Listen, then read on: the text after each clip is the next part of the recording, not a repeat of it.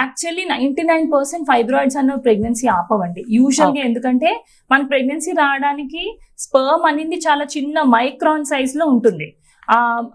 Male అంటే వీర్యంలో ఉండే కణాలు ఏవైతే స్పర్మ్ కణాలు ఉంటాయో అవి చాలా చిన్నవి.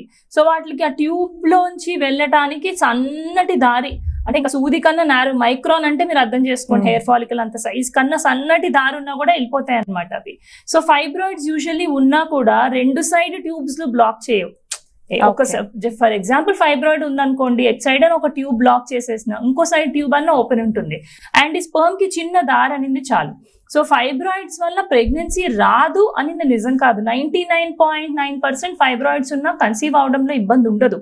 కానీ కన్సీవ్ అయ్యాక ప్రెగ్నెన్సీ కూర్చున్నాక అబార్షన్స్ అయ్యే ఛాన్సెస్ ఉండొచ్చు, depending upon location. Fibroid lining దగ్గరలో ఉంటే ప్రెగ్నెన్సీ సరిగ్గా కూర్చోలేకపోవచ్చు, దానివల్ల అబార్షన్ అవ్వచ్చు.